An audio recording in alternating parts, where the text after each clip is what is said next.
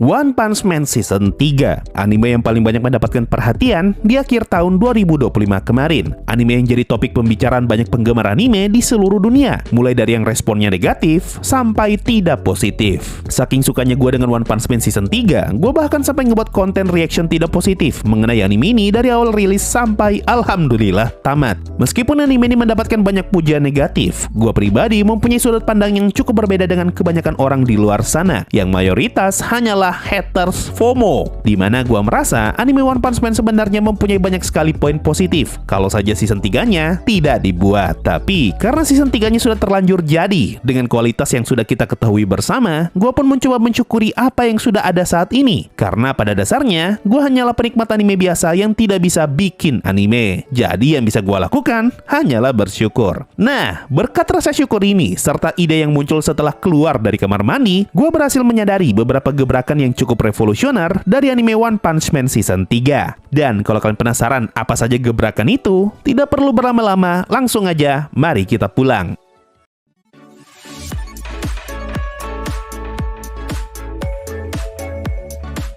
Gebrakan pertama adalah konsep cerita di season 3 ini yang sangat tidak biasa. Kalian tahu istilah theater of mind? Simpelnya, ini adalah istilah di mana kita menggunakan imajinasi untuk membayangkan suatu teater atau adegan visual. Nah, kalau kalian sadar, anime One Punch Man Season 3 sebenarnya suka banget menggunakan pendekatan ini, di mana kita sebagai penonton diminta untuk bisa membayangkan kejadian yang coba animenya tampilkan. Buktinya bisa kita lihat ketika scene pertarungan Zombie Man melawan monster yang ketutupan dengan tiang, scene Zombie Man ketika menghabisi para monster di dalam ruangan, dan scene pergabungan robotnya Child Emperor yang ketutup dengan asap. Scene ini ada untuk memberi ruang nafas kepada kita para penonton agar bisa membayangkan apa yang sebenarnya sedang terjadi. Makanya kalau kalian sadar, durasi scene-scene tadi sengaja dibuat agak lama. Pendekatan seperti ini bisa menghasilkan scene action yang sangat variatif. Soalnya setiap orang akan mempunyai gambarannya masing-masing mengenai scene yang sedang mereka lihat. Bisa saja pertarungannya selesai hanya dalam satu serangan, bisa juga di tengah pertarungan mereka malah rapat, bisa juga ada yang seluncuran, atau bisa juga scene actionnya malah ternyata lebih epic daripada anime action lain. Soalnya yang jadi limitasi atau batasan semua scene tadi adalah imajinasi kita sendiri. Jadi, kalau kita anggap scene action di One Punch Man Season 3 jelek, sebenarnya nggak jelek. Justru imajinasi kita lah yang jelek. Karena kita tidak mampu untuk membayangkan suatu teater di mana para karakternya bertarung dengan epic. Mengetahui hal ini, gue akhirnya paham kenapa ada banyak banget scene slideshow di One Punch Man Season 3. Mau karakternya lagi ngobrol, lagi bergerak, atau bahkan lagi bertarung, pasti ada aja scene slideshow yang muncul. Gue bahkan sempat ngebuat konten perbandingan untuk mencari tahu mana anime yang paling slideshow. Apakah The Beninging After the Slideshow, Frame Lock Season 2, atau justru One Frame Man Season 3. Dan ternyata anime One Punch Man Season 3 justru jadi anime yang paling slideshow di antara mereka bertiga.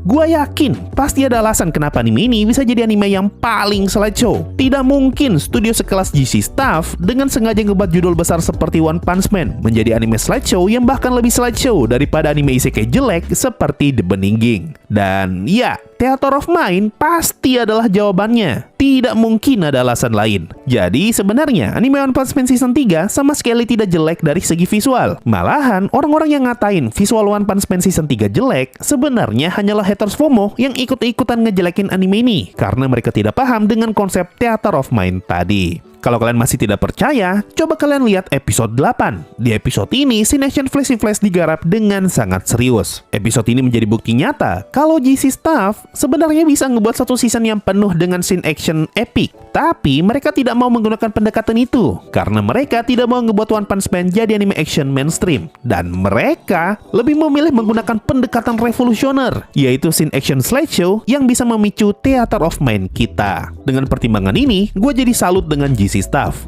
Awalnya, gue termasuk orang yang memaki-maki One Punch Man Season 3 karena visualnya yang terlalu ampas. Tapi setelah gue pikirkan kembali, ternyata masih tetap ampas. Lalu, gue pun mencoba berpositif thinking. Dan setelah keluar dari kamar mandi, gue akhirnya berhasil melihat One Punch Man Season 3 dari sudut pandang yang berbeda, yaitu Theater of Mind tadi. Dan ternyata masih tetap tidak bagus.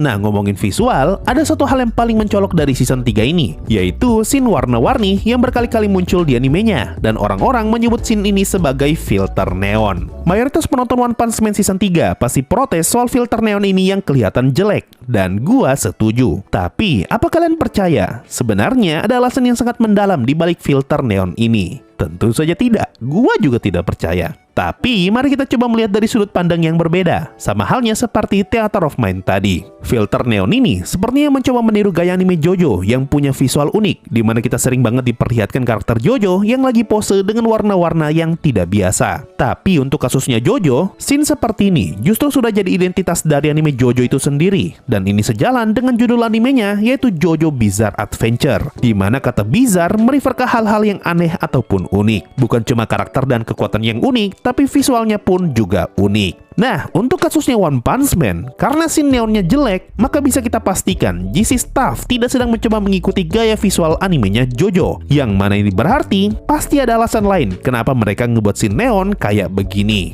Setelah gue merenung di atas motor, gue sepertinya menemukan alasan kenapa scene neon ini bisa ada. Jawabannya adalah attention span, atau rentang perhatian, atau simpelnya susah fokus. Kalian pasti pernah dengar soal berita mengenai attention span kita yang makin lama makin pendek, di mana generasi sekarang sangat sulit untuk bisa fokus dalam waktu yang lama. Hal ini muncul akibat konsumsi konten-konten pendek yang sering kita temukan di TikTok, Instagram Reels, ataupun YouTube Short. Nah, menurut kepercayaan gua, GC Staff sengaja menggunakan scene neon sebagai cara untuk bisa menjaga attention span para penontonnya agar bisa tetap fokus menonton anime. Kalau di JoJo, scene neon adalah identitas. Di One Punch Man season 3, scene neon justru jadi solusi untuk menjaga fokus penonton. Buktinya, coba kalian nonton ulang episode 10 One Punch Man season 3, lalu perhatikan kapan saja scene neonnya muncul. Kalian bakal menyadari adanya pola yang berulang, di mana setiap 1-2 menit sekali pasti akan ada scene neon yang muncul. Contoh, scene neonnya muncul di menit 2:17, lalu 2 menit kemudian muncul lagi di menit 4:42, lalu muncul lagi di menit 5:49, lalu 1 menit kemudian muncul kembali di menit 6:40. Setelah dari sini tidak perlu dihitung karena polanya berubah. Tapi intinya di sini terlihat sebuah pola yang bisa menjadi bukti kalau GC Staff malas gambar background, makanya diganti dengan scene neon. Dan sudah pasti bukan ini alasannya, karena alasan utamanya adalah untuk menjaga attention span kita agar kita bisa tetap fokus menonton anime panjang ini. Soalnya menurut AI-nya Google, salah satu cara untuk membuat orang lebih fokus adalah dengan ngebuat seseorang emosi,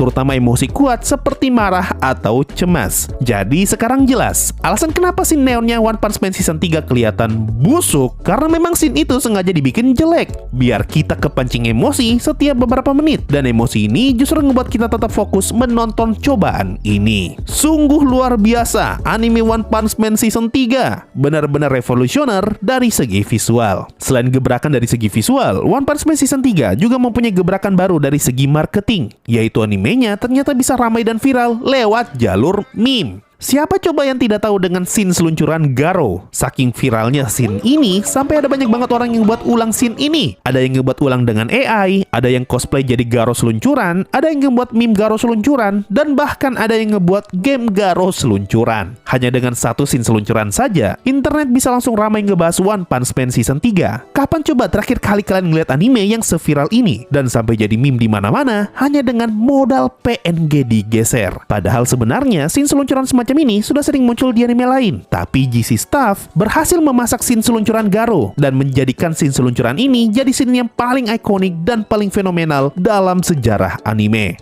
Apa coba sebutannya kalau bukan gebrakan baru dalam industri anime? Belum habis sampai di situ, kalian sudah lihat belum poster One Punch Man season 3 part 2? Betul sekali, ternyata anime ini ternyata masih lanjut ke part 2 yang bakal tayang tahun 2027 nanti. Dan semua orang yang sudah ngeliat poster part 2-nya pasti nyadar kalau poster ini hanyalah poster part 1 yang ditukar posisinya. Nah, ini dia satu lagi gebrakan dari GC Staff yang tidak kalah binasa. Kapan lagi coba kalian ngeliat anime yang poster part 1 dan part 2-nya cuma dibolak-balik doang? Tentu, pasti ada alasan yang sangat mendalam di balik desain poster ini. Soalnya tidak mungkin studio sebesar GC Staff dengan sengaja ngebuat poster anime semalas ini. Kalau kalian gak nangkap maksud poster ini, sini biar abang jelasin. Kalau kalian sadar, di poster part 1, posisi Saitama dan Garo saling membelakangi. Sementara di poster part 2, mereka berdua saling berhadapan. Posisi ini sebenarnya adalah spoiler untuk isi part 1 dan part 2-nya. Karena di part 1, Saitama dan Garo tidak sempat saling bertarung serius. Makanya di posternya mereka berdua saling membelakangi. Tapi karena di part 2 nanti bakal ada battle epic antara Saitama melawan Garo. Makanya di poster part 2, mereka berdua dibuat saling berhadapan. Nah, yang ngebuat poster ini pintar banget. Sepertinya dia tidak mau penonton One Punch Man kena spoiler. Soalnya rasanya pasti tidak enak buat kalian yang udah nunggu bertahun-tahun tapi malah kena spoiler lewat poster.